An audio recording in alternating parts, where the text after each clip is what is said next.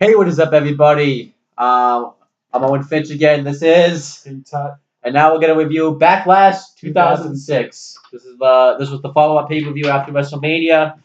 So we'll talk about the storylines. Some of them are continuations. So let's just get right into it. So the That was first, the shittiest intro I've ever given. yeah, probably was. All right, so this emanated from Louisville, Kentucky. Our first match of the night was Carlito versus Chris Masters.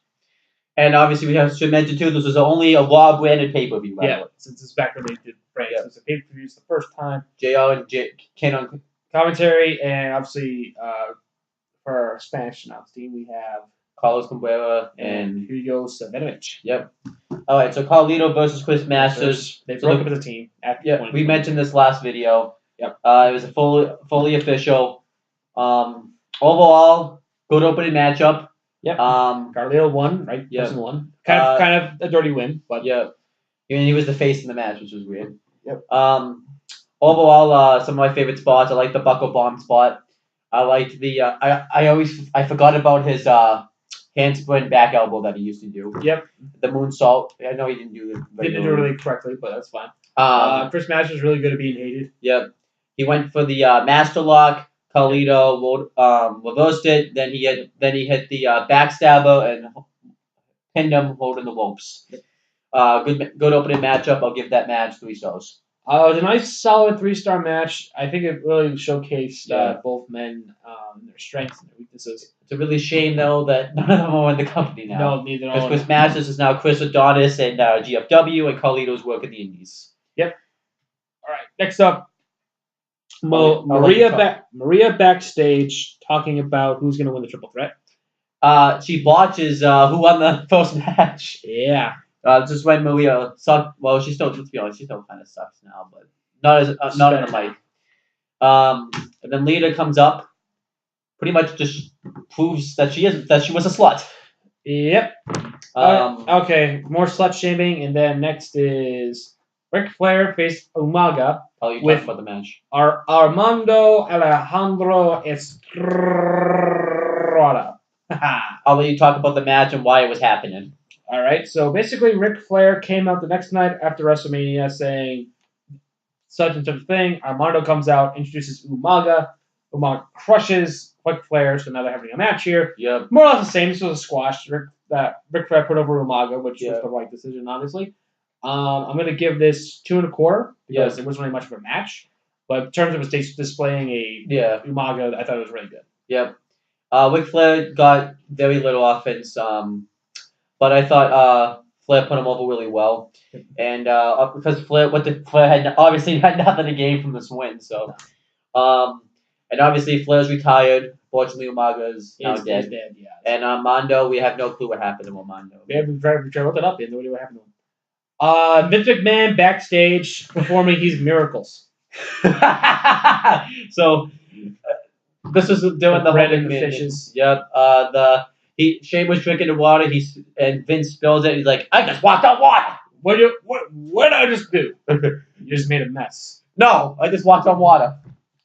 And the bread and the fishes. And then he walks away, and Shane takes a sip of his drink. It was wine. So I guess this was supposed to like God was gonna. Turn the water into wine, the breads and the fishes, and the walking on water. Yep.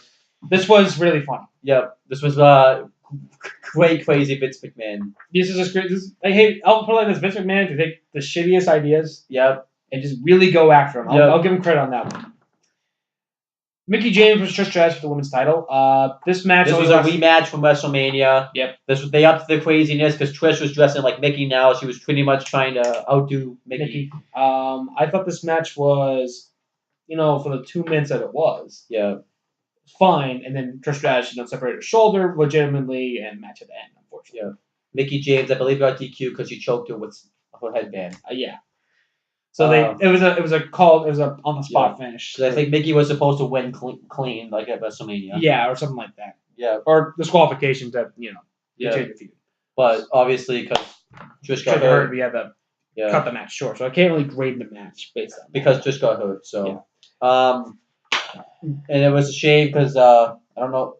This was because Mickie had to go face afterwards because they had no other faces really. So. Yeah, to go after this. Mickey is obviously with the company. Yeah, and Trish is retired. We mentioned that last video. All right, Maria interviews Shawn Michaels. I forgot the interview. He pretty much talks about how this is pretty much a handicap match tonight. This whole Shawn Michaels versus God. Money in the Bank, Intercontinental title, winner take all, RVD versus Shelton Benjamin. I thought this match was fantastic. Yep. Some of my favorite spots, I liked obviously some of the wheel kicks that RVD was throwing. The sunset flip powerbomb on the outside. The super kick on the outside too. Yep. The Rolling Thunder into the scoop slam. Yep. RVD makes his comeback. He throws Benjamin headfirst on the floor, and then eventually Benjamin tries to use the briefcase. This is back actually when RVD were able to customize the briefcase. Yep. So it'd be nice if you could do that. Yep. But the lazy doesn't design it now. Yep. So and Benjamin tries to use it. The referee eventually RVD uses it himself. He kicks the briefcase right into Benjamin's head and then hits the 5-star frog splash for the win. Yep. RVD becomes the Intercontinental Champion and he becomes Money in the Bank contract holder. Shelton is back with the company and RVD is in DC. Yep. And RVD obviously would go on to lose his IC title and right back to Shelton Benjamin actually. Yep. Because obviously they wanted to get the title off him as quick as they could because he was going to be WWE. Go for the WWE title. Yep. Big Show versus Kane. This match sucked. The reason why this match was happening, obviously, because they broke up as a tag team, but they didn't break. You would think there would be the same reason that Carlito. Nope. Because for some reason, this was at the time they were promoting Cena Reivew. It was coming out May 19th. So they were trying to make it seem like that something tragic happened to Kane on May 19th. Kane and Big Show lost the World Tag Team titles. The Spirit Squad. Yep. So Kane was just freaking out. He was destroying everybody. He was just laying everybody out. And he would lay out anybody that would say May 19th. So we're fucked. All right. Let's talk about the match. Lack thereof. First 4 minutes of the match was slow, plotting, and boring. Yep. Then a big red light came on, and May 19th just kept going over and over for 2 minutes. Then Big Show hit Kane with a chair and stopped the voices. Yep. And ended in a no contest. People booed. This sucked. -1 star. So was this supposed to be like in Kane's head, I guess, and then he would each one? Yeah. The best part of this whole thing is JR when lights came on saying, "I don't know what's going on here, Kevin." I don't know. No, I don't know how to call this or something. Yeah, I don't know how to call this, Kevin. Oh, it was awesome. Well, that was -1 star. That sucked. We never found out what May 19th. Well, we did. It obviously led to Imposter Kane coming. It was apparently the day that he burned down the house. I think. I don't know. And Imposter Kane would come. Obviously, this was supposed to lead to Glenn Jacobs retiring, but because he chose to go longer, Imposter Kane, they just scrapped the storyline. And Big Show, you know what the funny thing is? Big Show turned heel shortly after this, I think. They're both with the company still. Yep. Vince McMahon cures Candace. Another backstage thing. Another backstage thing. This was the fuck was this? This was hilarious though. Vince basically fondled Candace Michelle's breast because he was trying to cure of a chest cold, and he grabbed her breast and cured her. How you think? Well, at least we think.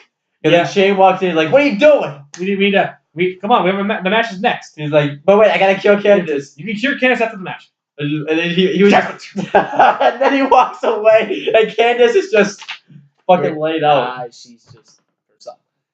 Shawn Michaels and God versus the McMahons. I feel like you should explain the background because you could probably explain it better than me in a better comedic way. So Vince McMahon created his own religion, McMahonism, as a retaliation to the WrestleMania 22 match where he blamed the fact that he lost because God and Michaels handicapped him, and that's the reason why he lost that match.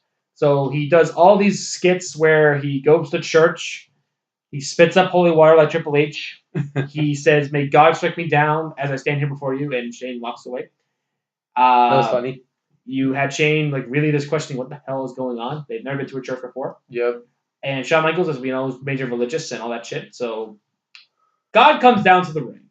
It's a spotlight. And Vince stops him halfway through and tells him to get jiggy with it. In which he danced to "Someone Call My Mama." Yep. And basically Shawn dominates the first 2 minutes of the match. He gets hit with a chair by Shane on the top of the ramp. I want to mention, though, when he went off the stage, With the Vince. crossbody? Yeah, the crossbody, man. He had some good high flying moves in the beginning. Then Shane hits him in the chair. He gigged. Vince McMahon took over from that point on until God left. Because Vince grabs the mic and like, where are you going? Yeah, where are you going? The cameraman's just walking away. And then Shawn takes over for a little bit. He sets up 2 tables, puts both Vince and Shane on. Because he hit the switchy music on both of them. Yeah. And then he gets this giant-ass ladder. He's going to jump off it. And he jumps off to the side, and the camera angle looked like he killed himself. Yep. But the Spirit Squad was there, so they take out the Spirit Squad somewhat. And the Spirit Squad just take out Shawn Michaels. Hit him with that throw up and throw down through a table. Vince pins. Vince McMahon and Shane McMahon beat God.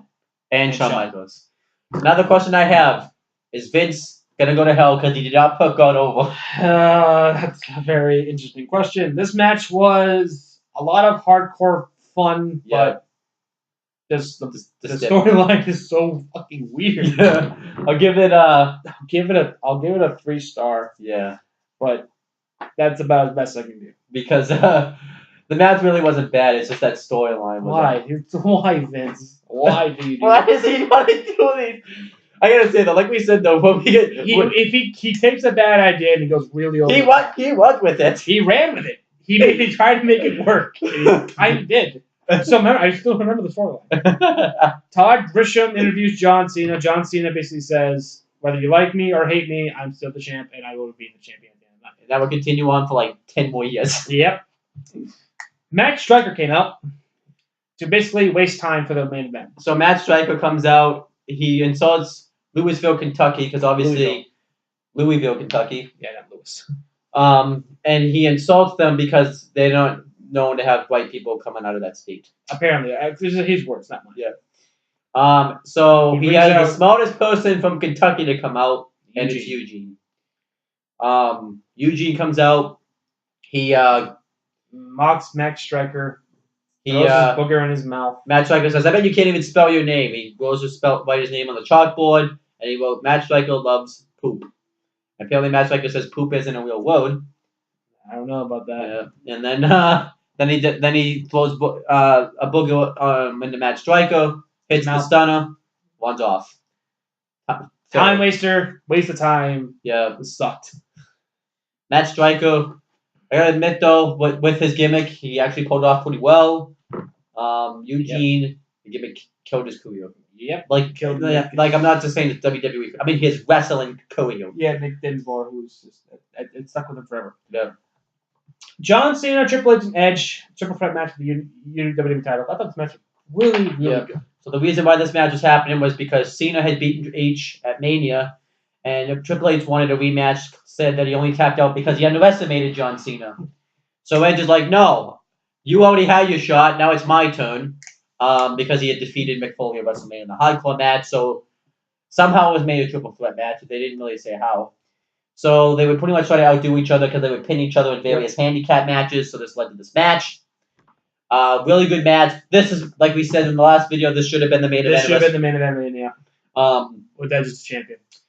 And the beginning of the match, Edge has Cena and Triple H fight themselves while Edge watches. Cena and Triple H are like, wait a minute, we're being played here. Yeah. So they get Edge in the ring. One of my favorite spots in the match is they beat the crap out of Edge and they go over to the announcer's table and they both, Cena and Edge are both trying to outdo each other and they take turns just bashing Edge's face right across the announce table. That was awesome. And then it becomes a normal triple threat where everyone's just fighting for themselves. Highlights of this match include Edge going over the barricade. When Triple H hit him with the chair. Yep. Ed DDTing Triple H on the table. Edge slingshotting Triple H into the post. Yep. They bust him open. Lita coming in and getting hit with the double A spine buster by Triple H. Edge hitting the spear when Cena had Triple H up for the FU. Yep. The electric chair spot. Electric chair, yep. And the finish, which was... and when Edge was going to tap out to the STF, Triple H stopped him from tapping out. And hit Cena with the mic. Yep. But then the finish? The finish was Triple H hit the pedigree, but Cena guts under, rolls him up, and steals him. Yep. And Triple H goes nuts at the end. Lays out, kills everybody, and the pay-per-view ends. Yeah. Well, the only thing, though, if I would say, though, if this was the Mania main event, we would probably trash this. Because I would keep this match, just have the different finish at Mania, because obviously you can't have this finish at a WrestleMania. Yeah, exactly. It has to be like the definitive win. Yeah, which will probably be. But you didn't really need a definitive win here. No. I thought this, and you know what the funny thing is? The white guy took the fall. Yeah, he took the fall. It was the right man to take the fall. Yeah, because Edge could not afford to lose. No. And obviously Cena wasn't gonna lose. So overall thoughts on Backlash. One thing I hate about this match. The meaningless ref. A ref bump and a rope break in a match has no DQs. Yeah. Psychology, there is none. All right. So overall, the show. Star rating for this match. I'm gonna go 4. Yeah, really good. Yeah, nice, solid 4 stars.